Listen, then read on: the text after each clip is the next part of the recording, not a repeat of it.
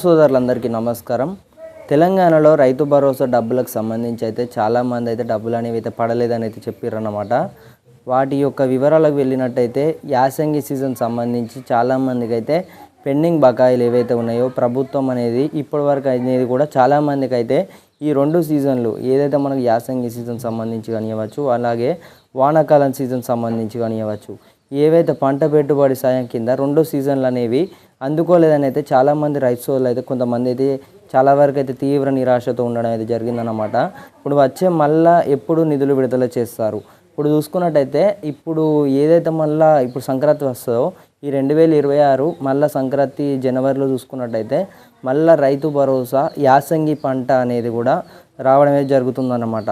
So నిధులు అనేవి కూడా చూసుకున్నట్టయితే ఈ ఏవైతే మనకు ఈ మొత్తం ఈ 2-3 ఎకరాల వరకు వేసి మొత్తం 10 ఎకరాల వరకు అనేది కట్ ఆఫ్ అయితే పెట్టుడు ఏమాత్రం కూడా కరెక్ట్ కాదన్నమాట.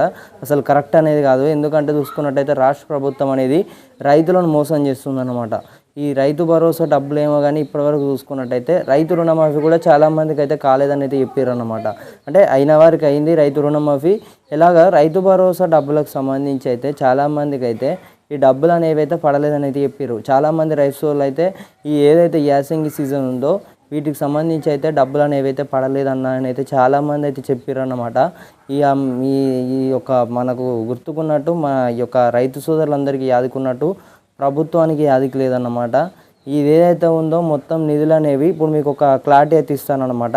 ఈ యొక్క యాసంగి సీజన్ సంబంధించి ఏవైతే నిధులు ఏవైతే ఉన్నాయో అంటే మనకు కేవలం 4 ఎకరాల వరకే వేసారన్నమాట. అంటే మిగతా 5,000 కోట్లు ఏవైతే ఉన్నాయో ఈ యొక్క ఫండ్స్ ఏవైతే ఉన్నాయో ఈ వానాకాలంలోనే చూసుకున్నట్టయితే అంటే వానాకాలం సీజన్ ఏదైతే ఉందో అలా కలిపేసారన్నమాట. సో తద్వారా చూసుకున్నట్టయితే రైతు భరోసా యాసంగి సీజన్ సంబంధించి చాలామందికి అయితే అందుకోలేదన్నమాట.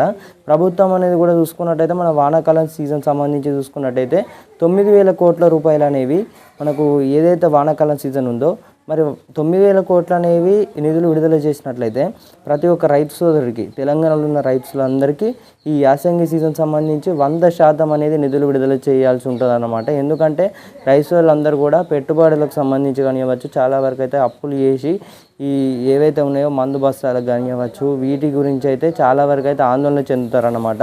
ఎందుకంటే ప్రభుత్వం అనేది కనీసం ఇస్తామని కూడా చెప్పొద్దన్నమాట. ఎందుకంటే అందుకోలేని వారైతే చాలామంది ఉన్నారన్నమాట. ఈ యాసంగి సీజన్ సంబంధించి అసలు చూసుకున్నట్టయితే చాలామందికి అయితే డబ్బులు అనేవి పడలేదని అయితే చాలామంది అయితే ఆగ్రహంతో ఉండడం అయితే జరిగింది. ఇప్పటికి కూడా 1000 కళ్ళతో అయితే ఎదురు చూస్తున్నారన్నమాట. ఇక్కడ రైతు సోదరులకు యాదుకున్నట్టు ప్రభుత్వానికి అయితే యాదికి లేదన్నమాట. ఇక్కడ రైతులను మోసం చేసిన ప్రభుత్వం, రైతు భరోసా ఇవ్వలేని ప్రభుత్వం, సగం నిధులు విడుదల చేసిన ప్రభుత్వం అన్నమాట. ఇక మళ్ళీ కలుసుకుందాం. జై హింద్.